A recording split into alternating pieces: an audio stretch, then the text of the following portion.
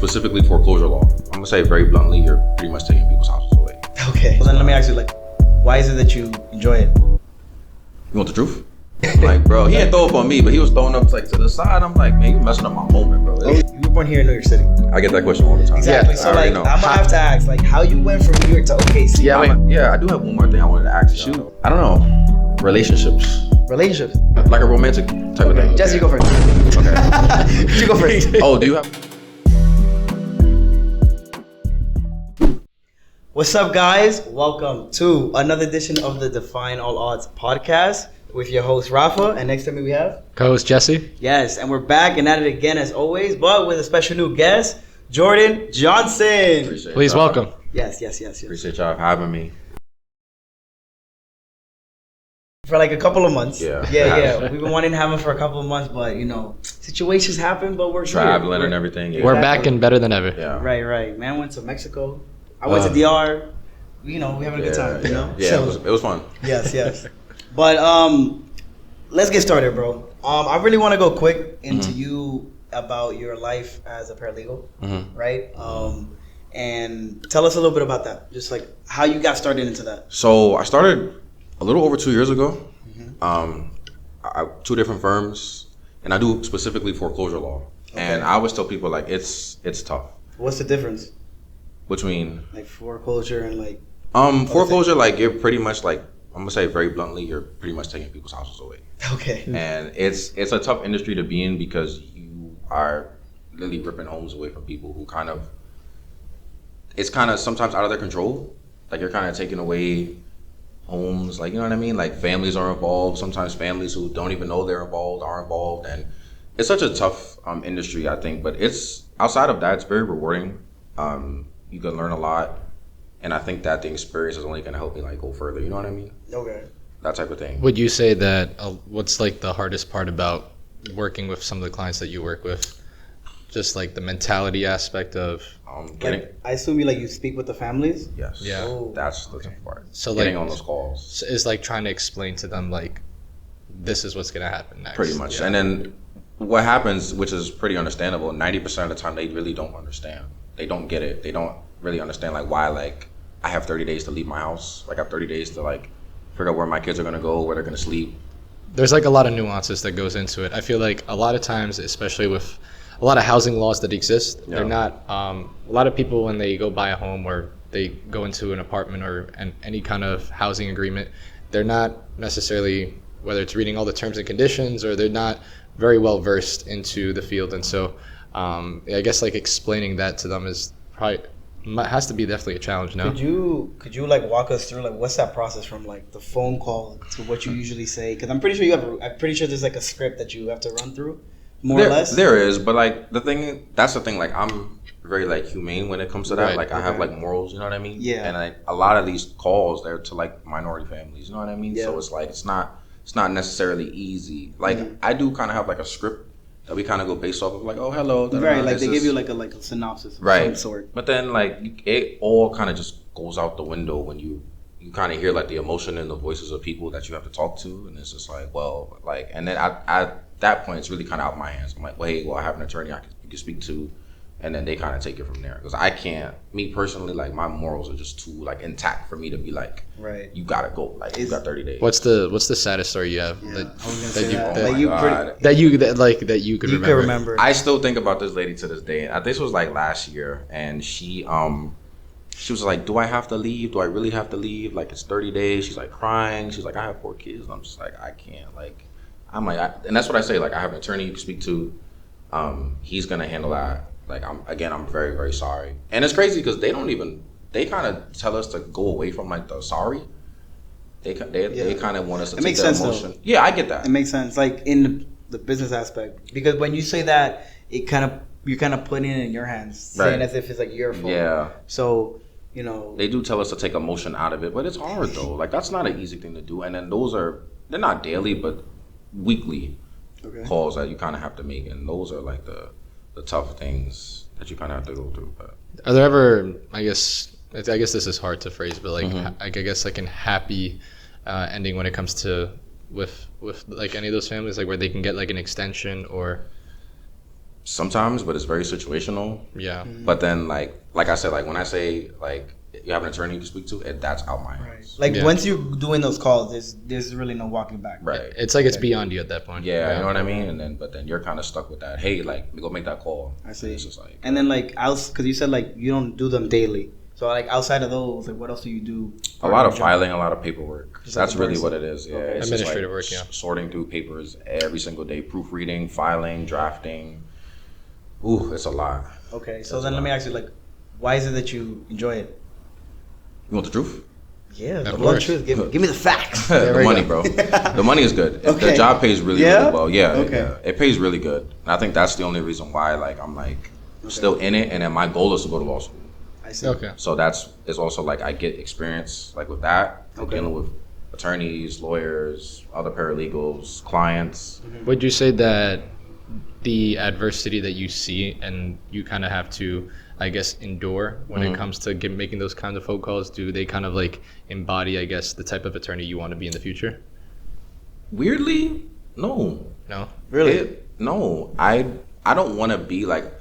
My goal is to get into sports law. Okay. Oh. So I really want to shy away from the whole foreclosure thing because like I was telling you earlier, like my like I don't know, like I have a heart. Your morals, basically. Yeah, Right? you know Your what I mean. morals. And I just don't see myself like those type of attorneys. They're more like criminal law, Yeah. and they're the ones that are like kind of defending like criminals. Like you kind of, I know that this person killed these 8 people. Like why would you try to sit here in a courtroom and defend them? Like that's how I look at it. I get you. But I get that the money is there. I get it. But like my morals are just they can't really be compromised when it comes to that. So weirdly, no. So you would say like, because you were saying earlier, like you're in this for the money. Obviously, you have more end. You know, there's a means to the end. Yes. So let's just say, let's put it out there. You decide to go, or they say like, listen, man, I can't do this no more. This foreclosure stuff is too hard. Yeah. And they say, listen, man, I understand, but I'm gonna give you 7 different digits. I'm gonna give you 7 digits right here on this piece of paper. And they say, if you stay, we're gonna give you that money. You gonna stay for another time? Because then now you're talking about your morals versus the money, right? That is a good question though. But I do feel like, and hopefully we get into this a little later. Like Yeah. I'm not. Like I'm sure there's gonna be other routes and other avenues where I could take where like there's probably more money than what's being offered to me just for a job that's like you're really ripping homes from people. Like True. people have to remind me sometimes like you're such a mean person. Like that's your job, and I'm just like no, it's not that. But when you really think about it, it really is though. Right. I mean, And- at the end of the day, you're just enforcing the rules that you've been put in. Right. I mean, you look at it as a police officer. I mean, at the end of the day, they're there to enforce. Oh wow. Wow. Let's close that. No, we're good. I think we should be fine. Yeah. Honestly. Okay. But yeah, that's definitely it's like the police officers, like I said, like they are there to enforce the rules. Right. So you're just really enforcing rules, Right. and unfortunately, you get paid for it. Yeah. Well, fortunately or unfortunately, however you want to look at it. Right. So That's true. What kind of like, I guess like led you down that field? Was it just like you found out about like the salary that came with it, or? Pretty much. Okay. I think during COVID, it was like a trying time for everybody in a sense. Like you Trying kinda something had new, to- yeah. Yeah, and I think that that was like my sophomore year of college. So I think trying to figure out like what I really wanted to do. I like economics a lot. Like when I took it in college, so I Yeah. kind of wanted to see like where I could take it. okay. And then I think that's kind of where it led me to like this route of like law, and then it just made sense from there. I didn't think it was gonna be foreclosure, but I applied, got a job, started out, was at a firm, didn't like it, went to another firm, got double the money. I was like, hey, makes sense. Okay. So here we are. Here we are. And now you're have aspirations to go to law school. In Correct. The future. That's your that's your goal right now. That's Yeah. kind of like where you're striving for. Yeah. Okay. Well, that's good as long as you have a direction necessarily. So Yeah, that's Yeah. the only thing. right. And I mean, speaking about like families, like you said, I mean, you definitely make those calls, those tough calls. Mhm. But you mentioned like you're a big family man. I Like, am. family's big, really important to you, Yes. right? Like, what is it about your family that kind of like pushes you to Ooh, man, we to getting deep. really like get Yeah, into yeah, yeah. So yeah, I'm with the facts. Yeah, now we getting deep. So my dad passed away 4 years ago, Okay. Oh, wow. and he had a stroke right in the house, right in front of everybody. Wow. Crazy, yeah, bro. Like I still think about it to this day. I'm fine now. Like I'm comfortable enough to talk about it, Yeah. like to you guys, and we have an audience. But it's like, like for the first year, I wasn't able to really talk about it.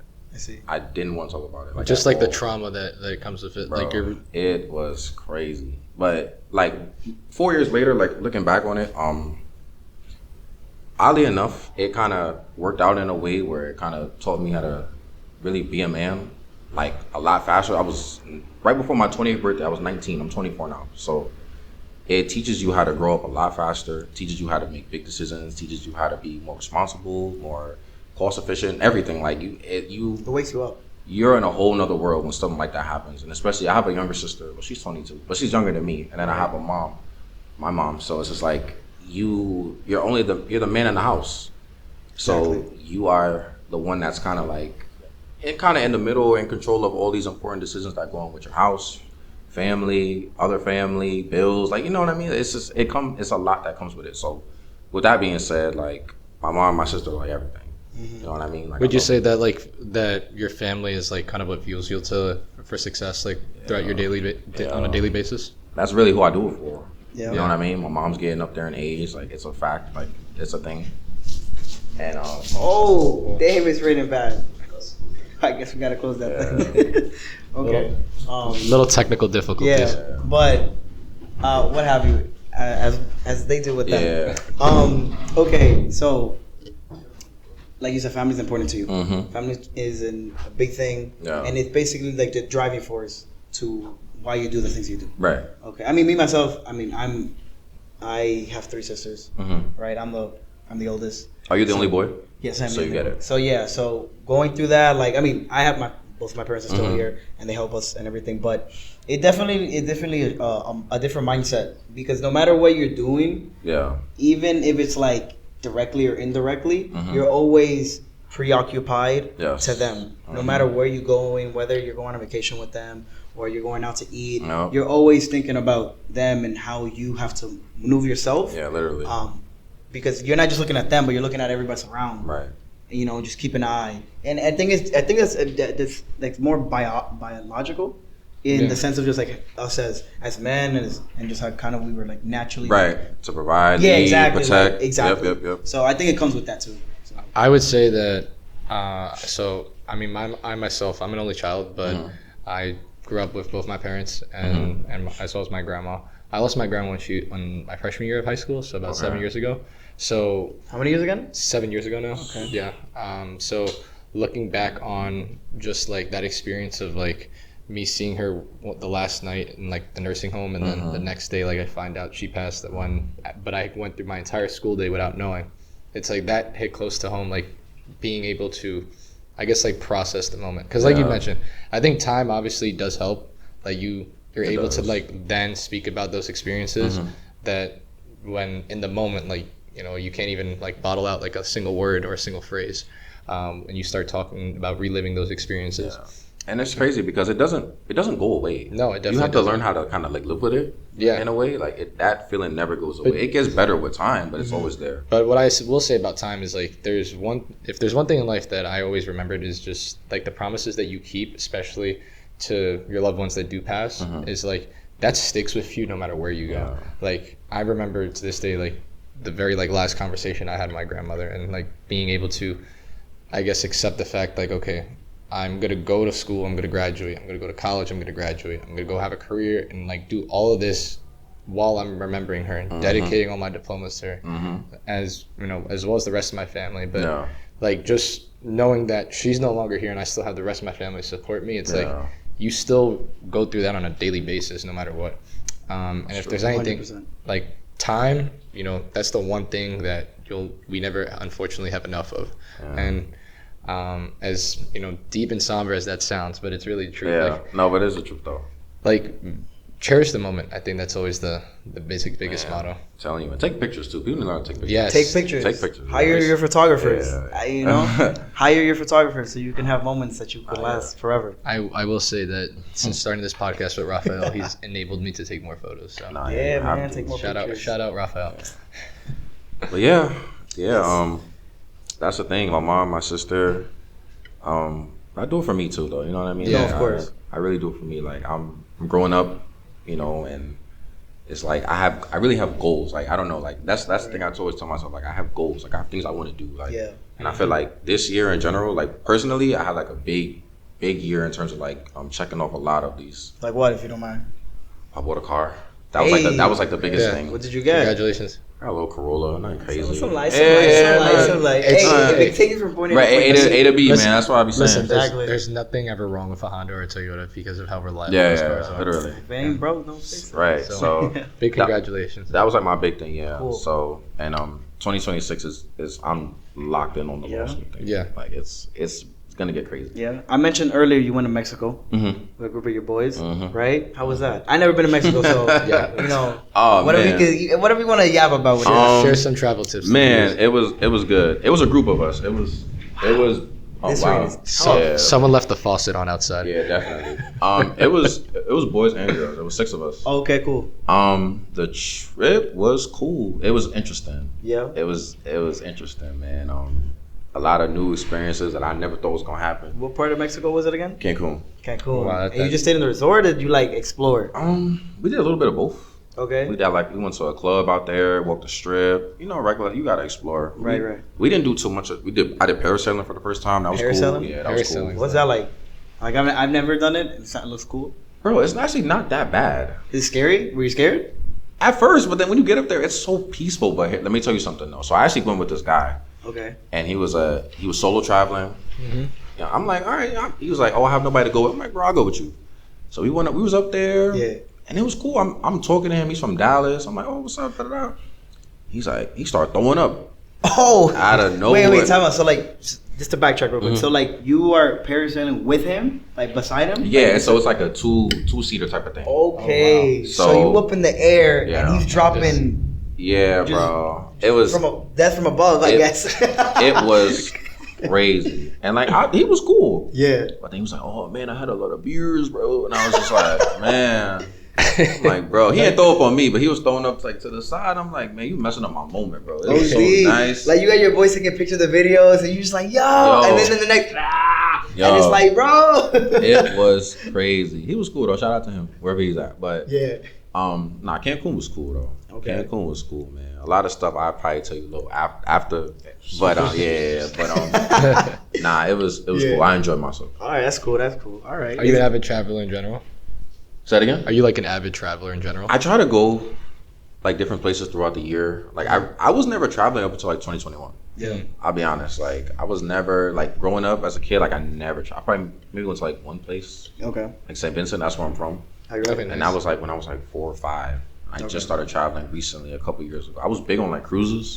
Yeah. I was big. I would say like once like you get to a point where like you're able to travel and explore the world, Mhm. try different cultures, try like different places and like experience different cultures. Like Yeah. that like opens your mind to like It does. seeing with like what the world is really has to Right. offer. Man. And even to add on that, like apart from yes, you go to other countries and different cultures, that definitely opens your mind. But you don't even have to go too far. Like Yeah, I was that's true. saying, I mentioned earlier, I went to San Francisco. Mhm. When it was basically my graduation gift. Yeah. For me when I graduated college, Mhm. and because I at that point, and all the vacations I had gone to were just with family, and that was like my first solo trip Right. ever. So I chose to do that because it was like semi-similar to New York. How was that? Like To when San you Francisco? did like the solo traveling. 'Cause I've never Listen, done I that. will. Anybody that asks me, I always say it. Do it every time. Do it every single time. Really? Because it's Yes. not even like apart from the just the eye opening that you get Mhm. from just traveling to where you're going. Yeah. But like you learn so quick about yourself and like what you're capable of. Like I take that trip, I take it with me literally in anything I do now, because it's like I never forget it.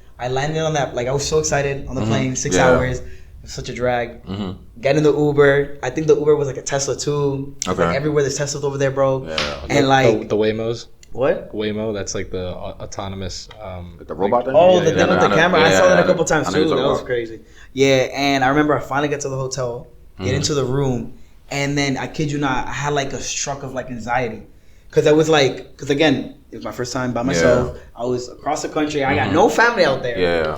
And it hit me. I'm like, oh my God, I'm here for a week. What am I going to do? Right. And then I started calling everybody, their mom, my dad. I'm like, yo, bro, what am I going to do? I'm so scared. Yeah. And then everybody just told me, chill, bro. Yeah. Just chill. And I'm like, you're right, bro. Then after I took a second to think and Mhm. stop, and I told myself, okay, Raf, you're in a new area, you're in a new Yeah. spot. This is what you wanted to do. Right. So you're going to do and you're going to accomplish it. You're going to do exactly what you came for. Mhm. And I said, you're right, bro. Like, I'm just having a whole conversation with my head. Yeah. I'm like, you're right, bro. Let's go get some food. He's like, yeah, you're right. So I find some ramen spot, Mhm. not too far, go there. And I remember I had to ask the waiter. I was like, yo, this is my first time here. I don't know anything. Yeah. How do you travel when you don't got a car? Because I didn't want to rent a car personally. Yeah. I wanted to take buses and trains so I can really get knees deep and really look at things. Because you don't see a lot of things when you're driving because you're so focused. True. And he gave me that, and I remember after I came out of the restaurant, there was like a CVS, got some snacks, and then I legitimately just sat on the curb waiting for my Uber. But I just started thinking about life, and I was like, wow, I'm here. I'm doing this. Mm-hmm.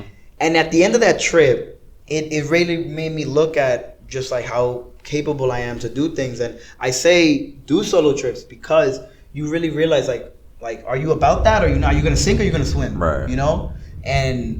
And I was able to do it. It did everything. Did all the sights and seas that I wanted to do. I got to go to see the Warriors, but semi-see them. It was during actually the year that they won in 2022. Oh, bro? Yeah. So they were actually in the finals when I went. That's crazy. I could have went to a live game. Yeah. Too much bread. Yeah, right. But they had a watch party. Okay. So I went, and funny enough, I actually knew some people in San Francisco.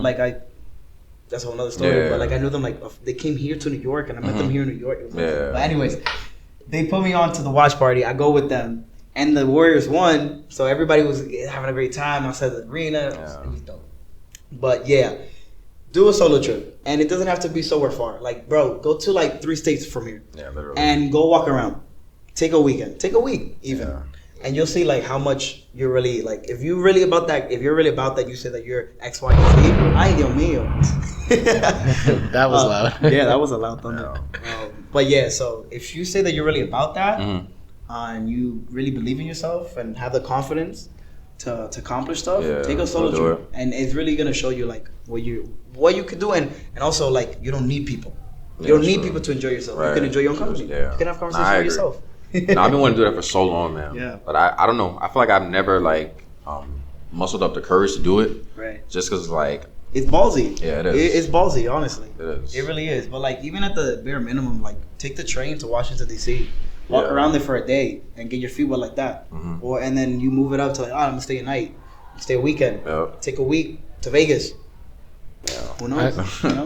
I did a solo trip to DR, but frankly, I was with my family. But like being there, just like going through the experience of like, going to the airport by yourself, like that's like a whole. Like you took the plane by yourself. Yeah. I see. And so even though yes, I was with my extended family over there, like it still felt like a very different experience from when you go with your family, your immediate family, right?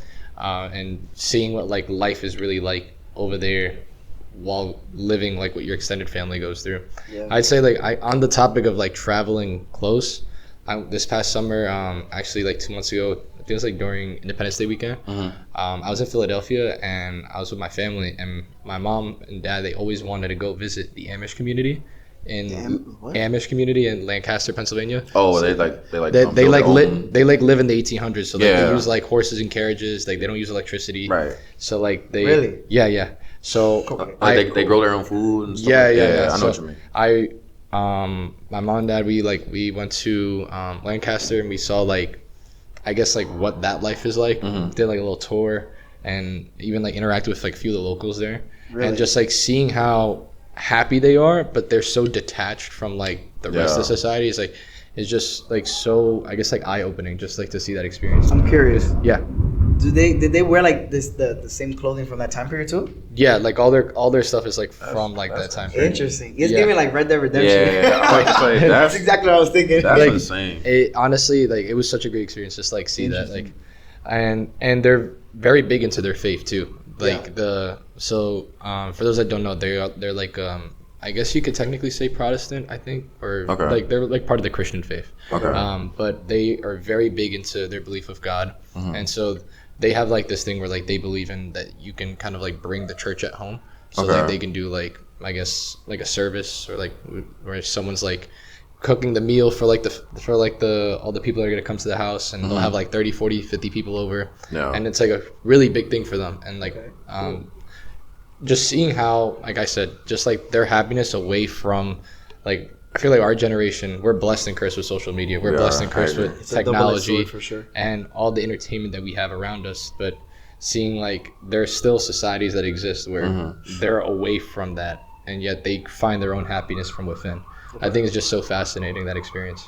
I mean, hey, And hey, you gotta explore. Yeah, and it's only like maybe 2-3 hours from New York, so it's not. It was like not that far of a drive. Nah, I'm definitely gonna do it. I'm definitely gonna come back to this conversation. I was like, yeah, look, I did it. Exactly. So I mean, start go to St. Vincent by yourself. And it's funny. It's funny though, because like that's like the outside of Lancaster. Like when you go to like the city of Lancaster, it's like a whole different experience. Like just like another city in like the U.S. Right, has like a lot. And you ended up going to the Phillies game, right? Yeah, I did. I went to Citizens Bank Park that weekend. That was for like. I went on. So actually, that's also another thing. Like going to watch baseball, like America's pastime, like on July 4th is like such like a crazy experience. Bro, yeah, I believe it. Like so American. Yeah. I know. I mean, don't get me wrong. I was wearing like a Team USA shirt with like Pete Alonso's like name on the back, who's like for those that know, he's the first baseman for the New York Mets. And I went, obviously I'm in a Phillies park with like a ton of Phillies fans. The Mets aren't even playing. It's Phillies versus Cincinnati Reds. You're bold. I'm like thinking nobody's gonna notice, right? Like, you know, everyone, it says Team USA, right? Everyone's like celebrating July 4th, and I remember there's like the section I was in, one of the workers noticed. He like noticed that I was wearing like the Pete Alonso shirt. Right. And he's like, what are you wearing in the back? So he's like, turn around, and then like he saw him, and then he like calls me out in like the whole section. He's like, what does this world come to? Oh, we have a Mets fan in my section. That's like walking into Yankee Stadium with a Red Sox hat. Like you're not gonna. It's super obvious. But I wasn't like obvious. I was wearing a USA shirt. The only thing. Nah, man. Like. And then I was put on like the jumbotron, which is like the actually. Yeah. Whoa, damn! They really put you on blast. I mean, but you set yourself up. Exactly. You set yourself up. I will say though, like I would still go back. I mean, Citizens Bank Park is definitely. Would you go back with the shirt? Yeah, why not? Like why not? It's crazy. Crazy, bro. Because like I have cousins that live in Philadelphia, so they wanted to like go experience what like a Phillies game was like, and they hadn't been there before, so I went with them. So it was like the funniest thing ever. They were like wearing Phillies shirts, and then meanwhile like I'm the only one that got the Team USA. That'd be my dad. I go to Yankee games and he has the audacity to wear a Boston hat. And I'm like, bro, I don't know you. I don't know you. We could go in together, but we're not. I don't know. I mean, you. at the end of the day, like it's just funny to see like the fandom. Yes, yeah. Like sports will either like bring you together or divide you, and it's like there's like no in between. No, that's definitely me. Yes, I know this man. He's pretty big on sports as well. Yeah. Right. Yeah. Like, so you're a big Thunder fan? I am. Yes, a big OKC Thunder fan. I am. Yes. Speaking of which, as of this recording, they won the NBA championship this year. So yes, shout out to my boys, man. 13 years since I was in 5th grade, man. Well, I'm gonna ask you because like you were born here in New York City. I get that question all the time. Exactly. So like I'm gonna have to ask like how you went from New York to OKC. Yeah. Wait. What's the relationship between going from a New Yorker to like Oklahoma City? I'm gonna tell you right now. So I had my PSP. Okay. Right. PSP. Damn. I remember owning it back in the day. Yeah. So I had my PSP. NBA Live 09.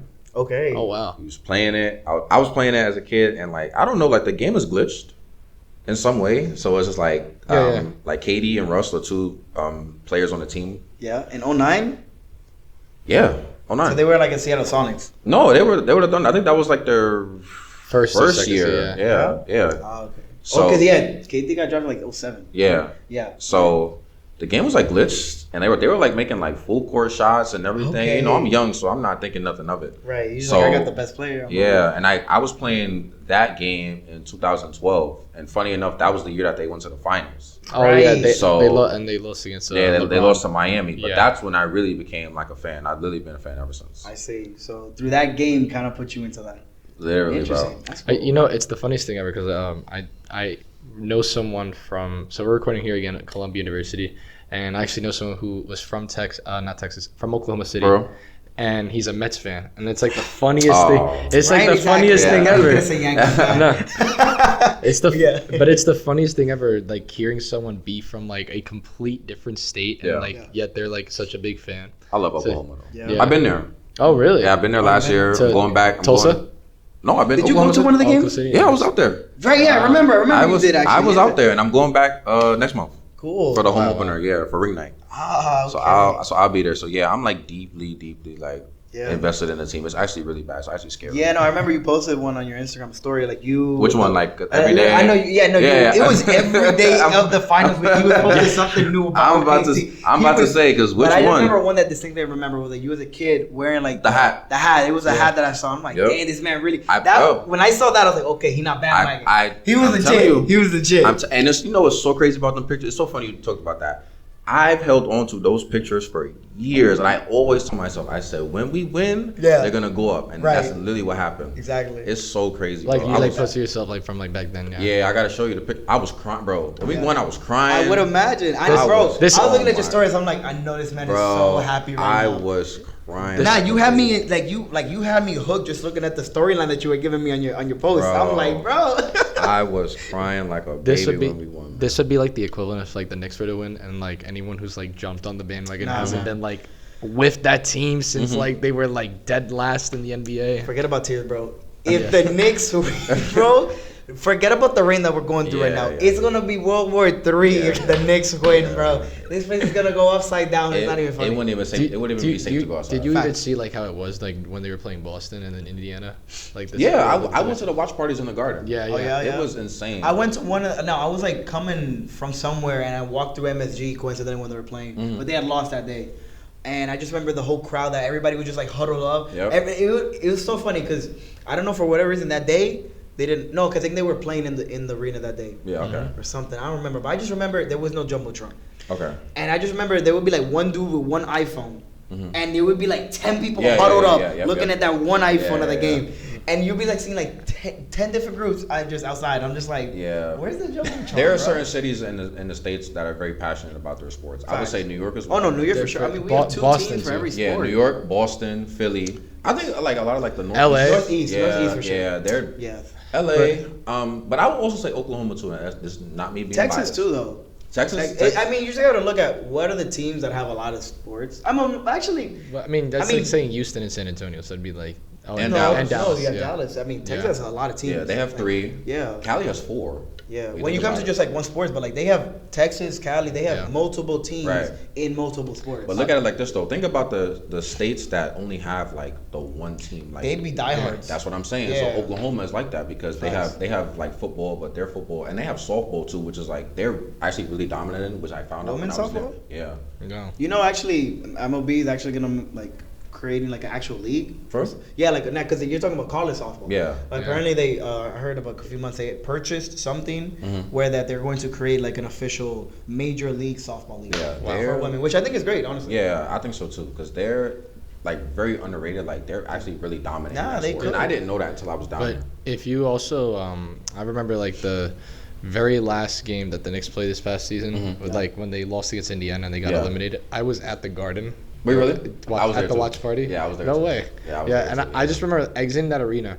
Even when I got like further uptown, like further away from the stadium, you could just feel like the depression, like in the air. Oh, I felt that. Surround, like the city went quiet, and that's like for the city that never sleeps to go like quiet was like something that just doesn't happen. You know, I just remember I was praying them. I just wanted them in the finals. We all wanted. I just wanted.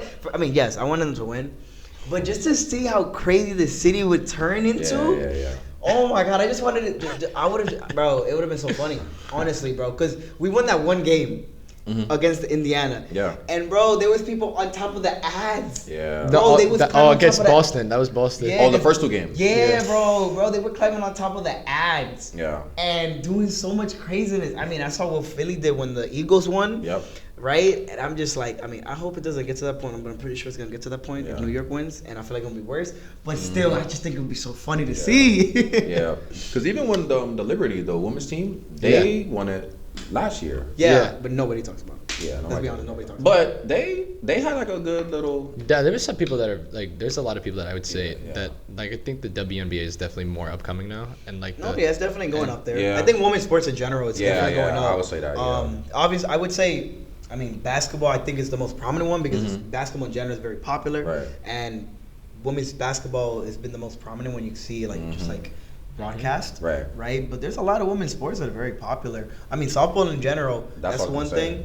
Because a lot of girls play that when they're kids and stuff like that. So I think that's really cool. I mean, and I mean, damn, I can't think of another. Oh, volleyball. I feel like volleyball. I know. If anything, forget about women's basketball. Yeah. Volleyball, women's volleyball. That's been like always been popular. You forgot soccer.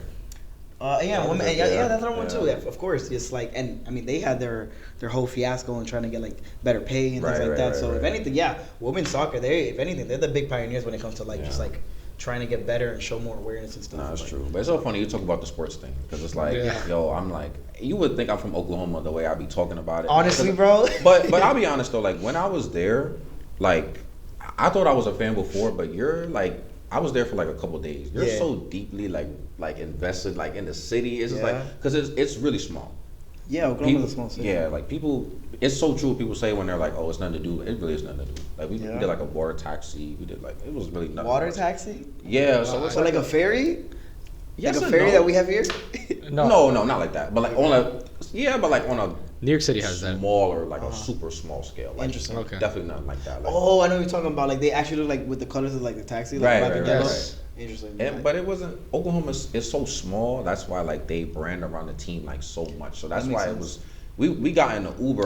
The Uber driver asking me about the team, and it's bro, I loved it, bro. That's why I'm about to go back. Were you surprised when SGA won Finals MVP? No, I was not surprised. I didn't think anybody else would have won it, honestly. Let me tell you something. I shot a podcast. Funny enough. Yeah. I forgot to mention he did one. I shot a pod in January. Okay. At the top of the year, and it didn't air for whatever reason. He was a Celtics fan, so I get maybe he was salty. I don't know. Oof. Shout out to bro, he's cool. But I shot a pod, and it was literally strictly basketball, and we was talking about like, bro, like we're gonna win. This is what's gonna happen. I'm gonna tell you.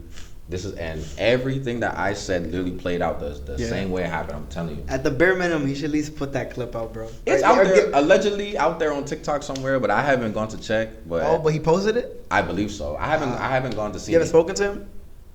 We talked during the playoffs. Yeah. Because when the Celtics lost, I was being that person. So I of course. But it's just so funny too because when we used to lose games in the playoffs, you would hear from the whole world. Everybody was blowing up my phone. Oh, y'all lost. When we won, nobody hit me up. Right, that's how it is. Nobody hit me up, and I'm like, I didn't even care. They talk smack when they're up. Mm-hmm. That's what Lucas said, right? Yep. They like to talk smack when everyone's tough when they're up. Yeah. Right, exactly. It was okay. I was crying anyway, so it's all good. Though. Nah, but I mean, you're the last one that laughs, right? Yeah, literally. Exactly. So, and now you have a championship to celebrate. Yeah, we're going for another one. It's gonna happen though. Do you think they're gonna go back to back? Hell yeah. No, who's gonna beat us? The Knicks. I mean, that's what they said about Boston. That's what they said about Golden State. Yeah. And then look at us. We've had not a repeat since 7 years. 7 years, apparently the first time in ever. Yeah. Crazy. And I think that's like our next like goal. I feel like we've broken so many records. People don't even know. Like the Thunder last year have had such like not to make it like a basketball thing, but like they've had such like a dominant regular season last year. They won 68 games. They were super young too. That's the thing. But also like if you look at, I think just studying like going from dynasties to having to see like 5, 6, 7 different teams just win different championships, like I feel like that just makes the NBA, I guess, like more competitive in a way. You think so? Yeah, I think about it because like if it's the same team winning every single year, you know, people eventually just they don't want to like watch like I remember. Sure? No, I wouldn't say that though. No, I wouldn't say that was there is some it gets to a point. It gets to a point where like it goes down. It just go down. Compared to like I mean when Golden State had like their era, like people were just like very like okay, it's Golden State and Cleveland again, Golden State and Cleveland again. Like yes, everyone wants to see Curry and LeBron, but there comes to a certain point where you also want to see other teams involved too. And I'll say just to play devil's advocate, yes, what you say is all true, but then you get to a point where you get to a point where everybody wants to see them lose. Exactly. So then you get that one part where they get so good where you're preying on their downfall. Yeah. So like what happened with the Raptors when they beat them, they were like, oh my god, thank God. Yeah. But let me pose it to you like this because I used to think like that too. I'm like, oh, this is great. They call it parity in the league where it's like you have different. Yeah, you have parity. But let me tell you this though, the league, in my opinion, it was never built off of like parity. The league has always been built on like dynasties. Yeah, for sure. Like the Celtics, the Lakers, the Bulls, the Warriors, the Spurs. Miami. It's been the Heat. Yeah, they've been built. The league has been built on dynasties. I feel like the hype has been created on like MJ's Bulls. You see him with 6 titles. The Spurs, they won 5 throughout the 2000s. The Lakers repeat. Like I feel like that's what brought the that's what gives NBA the thing that a lot of other sports don't have, and it's a personality. Because while you have these dynasties, you essentially grow up with these teams. Yes. You grow up with the familiar. I can never say that word. Familiarity. Yeah, that one. Familiarity. Right. I can never say it, but Yeah, you guys get the point. Tongue there. twister. Right. You get that, and then you get to see these repeat faces, and then you get to learn the names, and then you get to learn the person, and then you get to learn who they are outside. Yeah. Yep. This and the third. I love baseball. Baseball is my favorite sport, but one of the things I always feel that upsets me about that is that a lot of sports, like excuse me, about baseball, you don't get that personality like you get in basketball. Because like, bro, most kids nowadays can name a good amount of basketball players because they're so recognizable from their face and the personality they put out on the court. In baseball, they do that too, but it's so much in a lesser extent. Yeah. On top of the fact there's more players in each of the teams and so on and so forth. But like, the one thing you can always remember is, and I'm not even trying to be biased, but like, you think of the Yankees, right? Everybody knows that name. Yeah. And then you think of the dynasty that they had back in the 90s and 2000s. Who do you remember out of all them? The bare minimum, you know Jeter. Right? Yep. And then if you know enough about baseball, then you'll start to know about Mariano Rivera. Yeah. You know? And then Alex Rodriguez. You know what I'm saying? Robinson Cano. Yeah, I'm tapping. Yeah. Exactly. It's like, because they built this, you know, commonality and the familiarity that gives people, the casuals, something to look at and to remember. No, I agree. So like, dynasties are good to an extent, but eventually you need, just like any good dynasty, it's gonna fall. Right? That's true. So That's true. Just the average Yankee fan living in the past, but don't start, bro. Because last time they won was what, 2010? 2009. 2009. Yeah, 2009. What was the last time the Mets won? 1986. Exactly. That's living in the past. Right. But exactly. were you watching baseball when they won? I mean, I was in the 4th grade. Do you remember? I did remember they won. I don't remember watching the game, to be honest, because I was so young. But I do remember the next morning, because I do recall it happened. And I remember the next morning, I was looking out my window, and I was living in Washington Heights at the time. And I remember there was a bunch of toilet paper all over the light post. People just throwing stuff around and everything. And I'm like, interesting, wow. And then one thing that I remember very distinctly was I came into the school. Yeah. And I'm in 4th grade, so the teacher had to take the entire class up into the room, you know, one by one in the line. And I remember our teacher, she put the newspaper of the day, and it said that the Yankees won, and there was a picture of them celebrating on the field and everything. And I just remember telling myself, like, oh my God, look at that. Yeah. And that's literally the only thing I can remember from that whole situation. So yeah, but like, I was still so young. Well, let me tell you this though. There is, and this is what the Celtics, when we started the pod, because the Celtics won last year. Yeah. So he was telling me, he's like, bro, it's nothing like your favorite team, like in your adult years, it's like different. There's nothing. I thought, let me tell you, because I knew this was gonna happen. Like since like before the season even started, I knew this was gonna happen. Yeah. I told myself I was gonna have like champagne. I was gonna just start doing all this stuff, and I was gonna run around the park and just go crazy. Let me tell you, like, you think you're gonna do all this stuff, but then when it happens, it's just, you just sit. I'm sitting there just like, man, I'm just like, man, this is crazy. I'm telling you, bro. I can't believe this. But that's why I'm gonna tell you, like, that's why I asked you that question, like, when was the last time they won? Because when it happens, I believe, I'm not tuned into baseball like that, but like it's gonna happen. Yeah, that's what I'm saying. It's gonna happen. It's gonna happen. You won't even. It's gonna happen. You won't even be able to like talk about living in the past. You can think about it, like what you're gonna do, how it's gonna. When you in that moment, bro, is if you're a diehard fan, like I believe you are. Oh my God!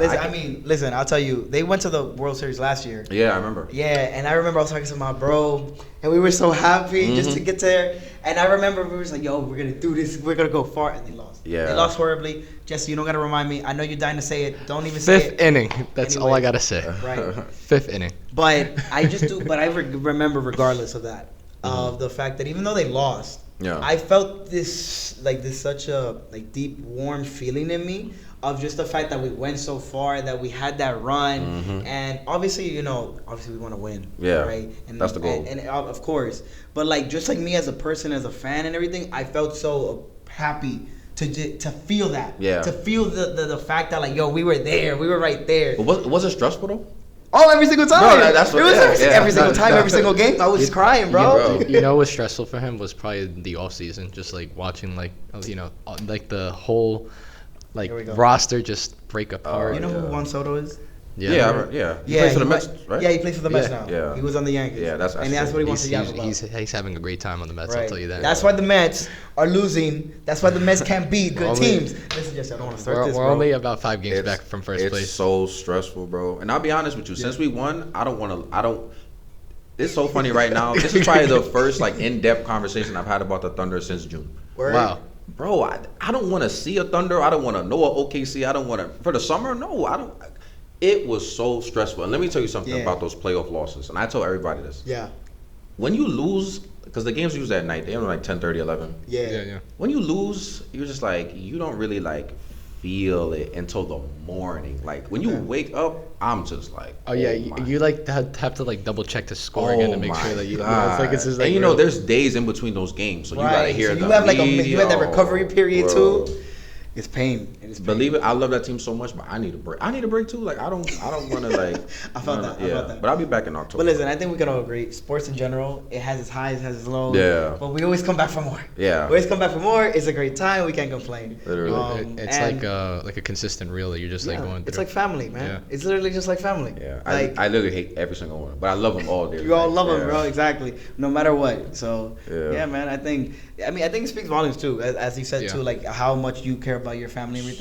You look at OKC as your family, as your baby. In 13 years, bro. Right. Exactly. 13 years. Nah, yeah. Yeah, I do have one more thing I wanted to ask y'all. Shoot. I don't know, since we here just talking about it and like the flow of conversation, everything. Tell us. I don't know, relationships. Wow. Yeah, like what's like in what way? I don't know. I feel like it's on my mind. I'm compelled to ask you. But like, but you gotta have to elaborate. Like relationships and right. family. No, like family, love, like like a romantic type of thing. Jesse, you go first. Okay. You go first. Oh, do you have like a girl? No. Okay, my bad. Like what specifically do you want to know? Like you want advice? Honestly, bro, I don't think Jourdan needs advice. I don't think Jourdan needs I mean, it's always an interesting topic. Uh-huh. I feel like, I guess with our generation, it's very different than. I feel like our parents, like. Yeah. I guess, like I mentioned, social media is a blessing and a curse to us. Mm-hmm. A lot of times, a lot of people feel like they are too attached to their phones. They're too attached to like the social media that sometimes you feel like you lose out on like a real connection. Yeah, I agree. And I agree. But, like a lot of times, I remember, for instance, like. I'll talk a little bit. Like last night, Rafael and I went to a concert, and we went to see Eladio. We saw Eladio Carrion, who's a very famous Puerto Rican artist. Okay. And one of the things he said right before he sang his last song was, "I'm gonna ask everybody if you can like put your phones away to like just enjoy this song, like how I really want you guys to enjoy it." Fire. And then he sang it a second time, so you can like record the moment. Yeah. But like that first time he sang it was like just like pure emotion, because and it's funny too, because like I remember before we got to the concert, we obviously were thinking like, oh, what songs he's gonna put, what songs that we want to listen to, and the last song that he picked was one of those songs. Exactly. And I was telling, I kind of throughout the whole concert, I forgot that he hadn't put it on yet. Yeah. Exactly. Right. And then he said like, listen, he literally told us like, listen, this is what we always end with, but I'm gonna sing it twice. But the first time I need all of y'all, put your phones away. Just feel it. Just feel it. Sing it the way I like want you to feel it. Exactly. I love that. That's and then he sang it again, full send, and everybody obviously recorded and enjoyed the moment. But it was pretty cool, and I respected that too, because like he was saying, we live in this world where just like we're so glued to our phones and so ingrained in just trying to like appease the internet essentially, right? And even going back to the relationship question, right?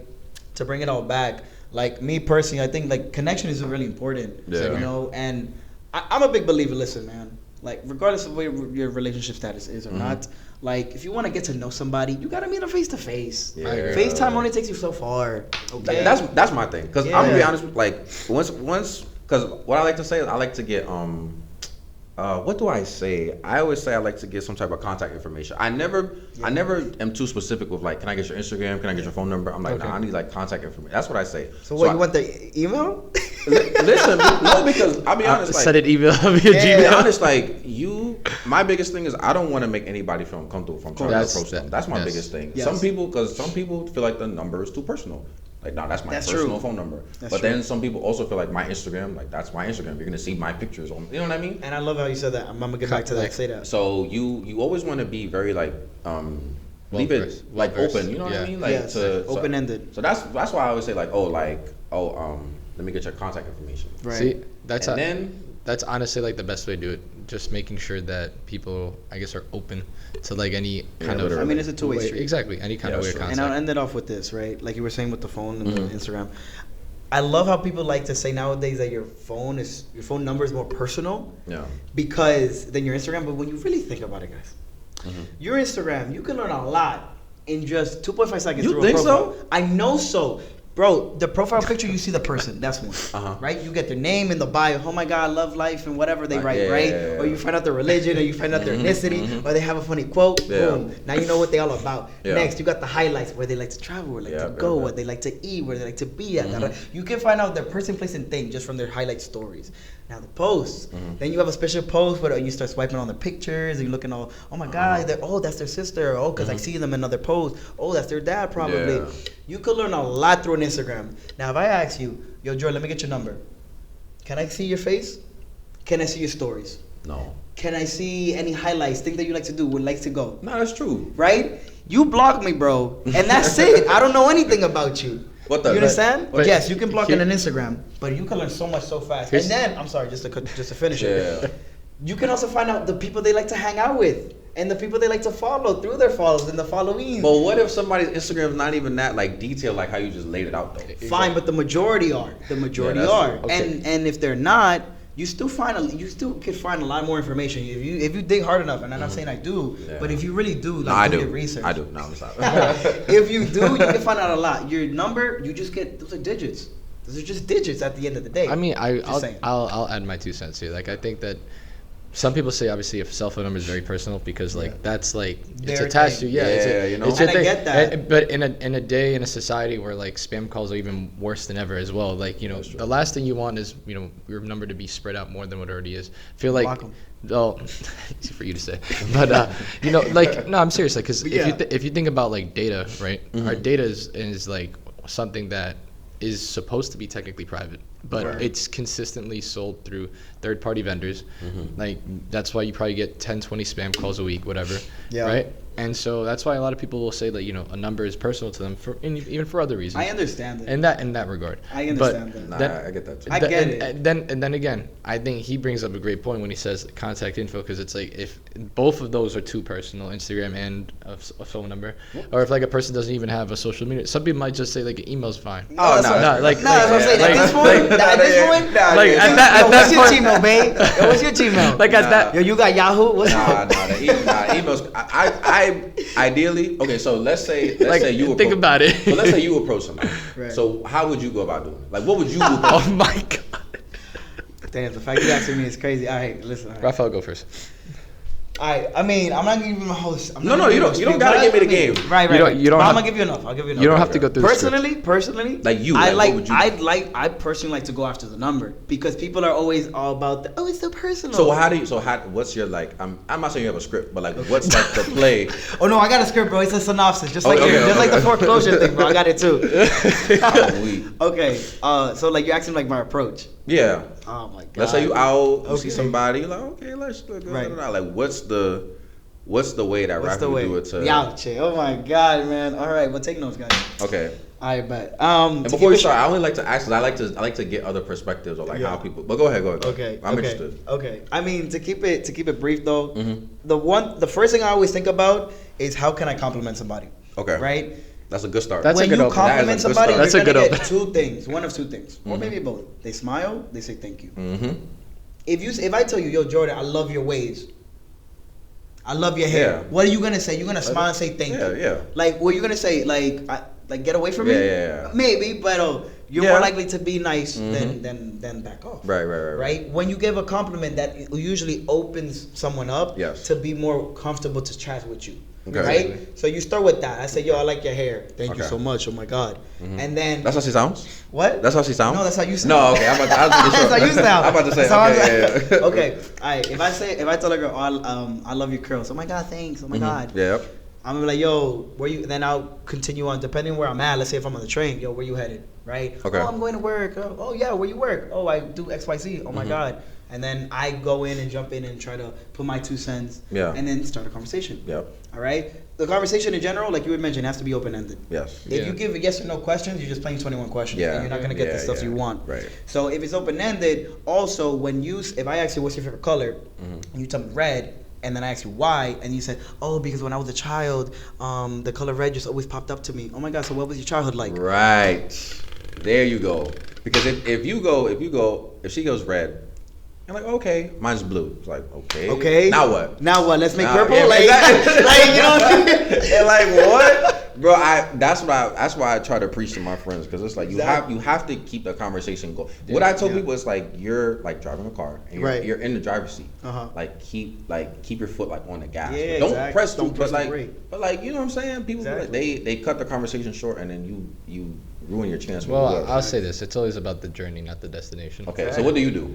Well, I mean, I think if you do that, if that's your thing. I mean, honestly, like for me, it's really just developing a connection. Like, so whether that's like seriously. No, I respect like whether that's if it's someone that obviously you don't know and don't have any like relation to whatsoever, like it's the first time seeing them, like that in regard to itself, you have to find a way to start a conversation. And like, sure, a compliment is always an excellent way too. Yeah. Just even sometimes some people just look for just a connection as to how's your day going. Like literally as simple as that sounds, people want to be heard. Sometimes someone is just having a really bad day and you just need to like vent to somebody and say like, my car broke down and I'm having a bad day today. And like, boom.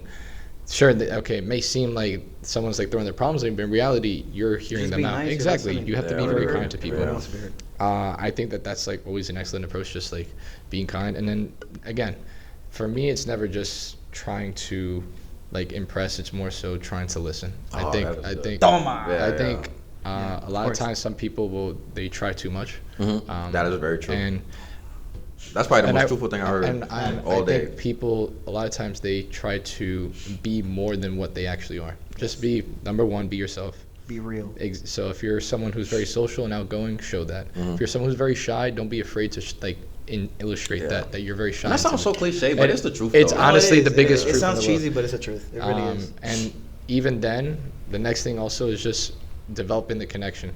You begin to talk about things that you guys have similarities with. You guys start finding what your values are and your goals, do they align? They start connecting the dots together. Eventually, when someone is like, I guess trying to go down that same path as you, even a lot of times just being career oriented as well. That's like a big thing. A lot of times, some people just like find themselves with the same career, same goals, and that works out. Facts. Right? And even if they're two polar opposites, that also may work out. It's really about trying to hear the person out and doing more listening than it is just like circumnavigating. So good answer.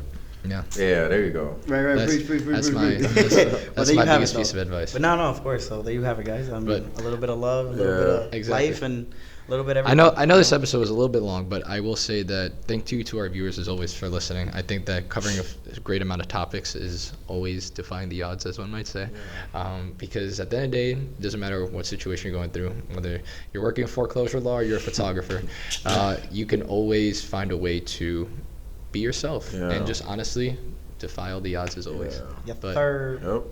Stay tuned for more episodes coming soon, and who knows, maybe this might be you next time. So this is your host Jesse signing off, and Rafa as always, and again special guest. Appreciate y'all, Jourdan. Yes. I'm out.